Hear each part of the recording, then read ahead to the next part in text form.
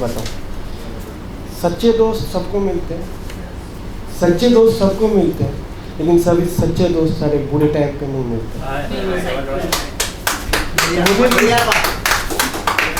मुझे भी ऐसे ही किसी एक टाइम पर मुझे लग रहा था कि मुझे अच्छे दोस्त मिलेंगे, सच्चे दोस्त मिलेंगे, लेकिन फिर मैं कॉलेज आ गया। फिर मुझे पता चला कि हर कोई तो दोस्त ही होता है, लेकिन सच्चा दोस्त कोई नहीं होता। फिर मैं पहले दिन अपने कॉलेज के दिन गया, वो दिन मैं आज तक कभी नहीं भूल पाऊंगा।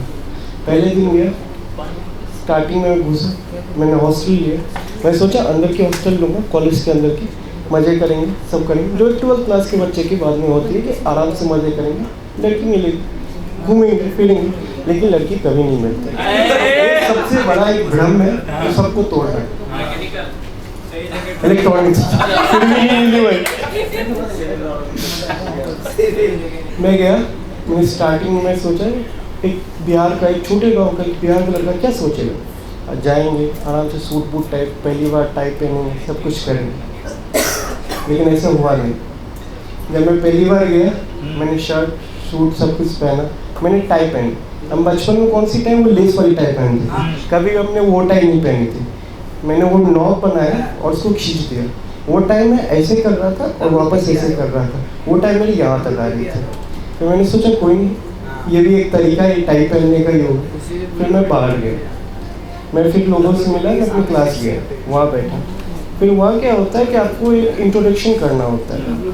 मैंने आज तक लाइफ में कभी भी 2 वर्ड इंग्लिश से ज़्यादा नहीं बोला था। मेरे को बस ये पता था कि मेरा नाम शेष है, माय नेम इज शेष बोलते हैं। मैम ने बोला कि इंट्रोड्यूस योरसेल्फ। मैं खड़ा हुआ, मैं अपनी टाई देख रहा हूँ, सब मेरी टाई देख रहे हैं। फिर मैम ने बोला इंट्रोड्यूस योरसेल्फ। मैंने बोला माय नेम इज शेष। फिर 5 सेकंड का मौन हुआ। फिर मैम ने बोला और आगे। मतलब मैम और क्या आगे, आप क्वालिफिकेशन के बारे में बोलता। मैंने बोला कि मैं उस समय बिहारी लोग से मैं बोलता कि हमने जो है ना, हमने कर लिया 12th पास इस कॉलेज से, मैम बोलती है मैम बी इन हिंदी, बोलता है मैं हिंदी में अब इसको कैसे बताऊँ।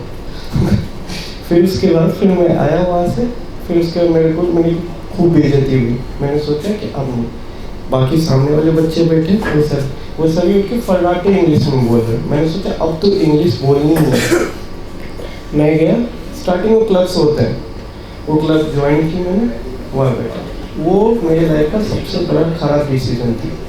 मैं वहाँ गया, एक सिलेंड्रिकल एक वो होती है टेबल होती है, जिसके अगल बगल आप बैठे, तो इस साइड वो पुराने मेंबर्स बैठे, इस साइड नए मेंबर्स बैठे। मुझे ये बोला गया था कि वो आपको इंग्लिश बोलना सिखाएंगे, ठीक है। मैं इसी आस में गया था कि मेरे को इंग्लिश बोलने सीखने मिलेगी।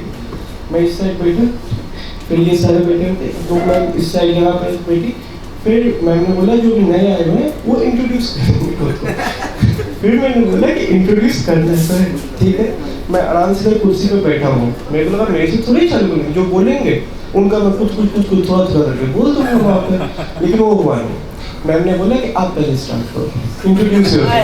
मैं कुर्सी पे आराम से सब बैठा हूँ, मैं उठा और बोलने लगा।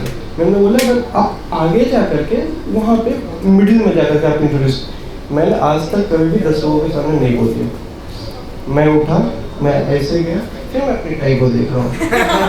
फिर मैं वहाँ आगे गया, सर मुझे नहीं देख रहे, मेरी टाई को देख रहे एक बार, एक और मुझे देख रहे, एक और मेरी टाई को देख रहे, एक और मुझे देख रहे। फिर मैंने सोचा चलो जो आता है वो तो बोलते हैं। माय नेम इज शेष बोला। फिर मैंने कंटिन्यूएशन में वही बोला कि हमने ये क्या रचा, बोला बेटा आप रुक जाइए, आप इंग्लिश में बोलिए। तो मैंने वही सोचा कि यहाँ तो इंग्लिश बोलने के लिए, सिखाने के लिए मेरे को बुलाया गया ना, मैं इंग्लिश कैसे बोलूँ। लेकिन वो गलती ये हो गई मेरे से कि मैंने वो जोर से सोच लिया और अगल बगल वालों ने सारे में सुन लिया। फिर वो बोलते हैं कि आप क्या करते हो। फिर वो मैंने समझ गया कि मेरे को कुछ नहीं आता, आप क्या करते हो, आप कहाँ से हो। तो फिर मैंने नॉर्मली सब कुछ दिया। फिर मेरे को थोड़ी देर बाद उठाया जाता है, फिर बोलता है फिर से ट्राई कीजिए। फिर मैं बोल रहा बार बार मेरे पे क्यों जुल्म ढाया जा रहा है, जरा किसी और को भी तो बुलाया था, या 10 के 10 लोग बैठे हुए। फिर उसके बाद फिर कुछ दिन वहाँ चला, फिर मैं वहाँ से चला आया। फिर कुछ दिन बाद एक सबके सपने होते हैं कि दोस्तों के साथ एक ट्रिप की जाए। एक कॉलेज ट्रिप सबसे ज़्यादा मायने रखती है किसी भी दोस्ती के लिए, ग्रुप के लिए, एज ए ग्रुप के लिए। मैंने सबसे पहले सुन रखा था कि गोवा ट्रिप कभी पास नहीं होती, हमेशा फेल ही होगी। मैंने बोला चलो ठीक, कोई नहीं, अजमेर घुमाएंगे, एक दिन की ट्रिप है, कुछ नहीं होगा। मैंने चार पांच बंदों को बोला, वो 4-5 बंदे और 4-5 बंदे बोले, 14 बंदे हो गए। भाई साहब 14 बंदे अब कैसे जाएंगे? अब मैं उनमें से बहुत को जानता भी नहीं। फिर जो रुपए की बात आई तो वो 14 बंदे 8 बंदों में बदल गए। फिर उसके बाद थोड़ा आगे जाता है बात, मैंने सोचा कि ट्रेन से चलेंगे, सुबह जाएंगे और वापस आ जाएंगे, लेकिन ऐसा नहीं हुआ। मैं रात में सोया, अभी तक ट्रेन चल रहा है, ठीक है। सुबह उठ के देखता हूँ कि भाइयों ने एक कार बुक कर ली है जूम कार पे और सब। तो जूम कार पे क्या होता है कि आपको एक डिपॉजिट देना होता है 5000 का। अगर आपको कुछ भी होता है उस कार में तो वो 5000 आपके ले लेंगे और बस, और कुछ नहीं होता है, ठीक। और एक पे करना होता है। तब मैं को गया, मेरे को थी मोशन सिकनेस। मैंने बोला कि अगर मैं यहाँ पे मना कर देता हूँ तो ये फिर मेरे को गाली देंगे और मैं यहाँ जा नहीं सकता हूँ क्योंकि मैं गाड़ी में बैठ से नहीं सकता। मैंने फिर गाड़ी में मैं नॉर्मल किया। गाड़ी में बैठते सबसे पहले डिसीजन क्या होता है, भाई अगर इस गाड़ी को कुछ भी होती तो गाड़ी को ठुक देंगे, आग लगा देंगे, 5 गाड़ी जाएंगे ना, और कुछ नहीं होने वाला है। फिर हम आराम से अजमेर गए, अजमेर से वापस आ रहे थे, ठीक।